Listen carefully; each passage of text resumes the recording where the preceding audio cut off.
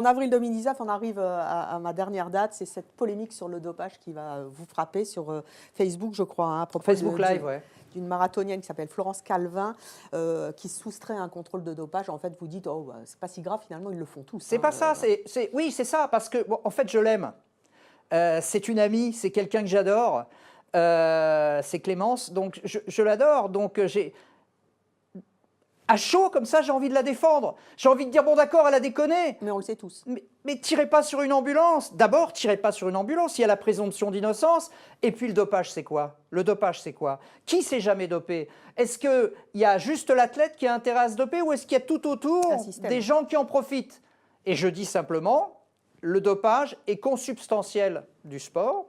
Alors, je ne dis pas que tous les gens se dopent, mais je dis que le dopage est consubstantiel du sport. Mais briser l'omerta comme ça, et on est en plus en 2019, alors que les soupçons de dopage, ils datent d'avant. On ne parle pas du Tour de France. Je vous parle de 1920, où pour faire un marathon, le mec, il prenait de la strychnine. Donc voilà. Donc ça a toujours existé. Mais en même temps, c'est vous qui en faites les frais, parce que vous êtes un peu mis à l'écart. Hein. Vous êtes privé des mondiaux d'athlétisme de Doha, les JO de Tokyo qui seront finalement repoussés. Après, Evelyne, il y a un truc, c'est qu'il y a un moment où il faut partir. Pourquoi? Pourquoi? Parce que j'ai fait 33 ans et que c'est déjà homme blanc de plus de 50 ans passe sa place sur le service public? J'en sais rien. Selon Madame Ernotte. J'en sais rien.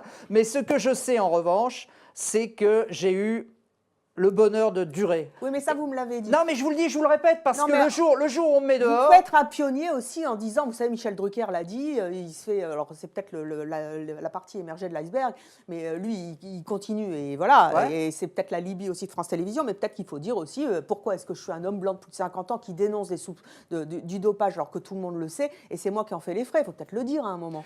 Soyez le pionnier, Patrick. Je ne sais pas, j'irai pas. Moi, je ne prendrai pas ce raccourci-là parce que je pense que ça fait partie d'un tout.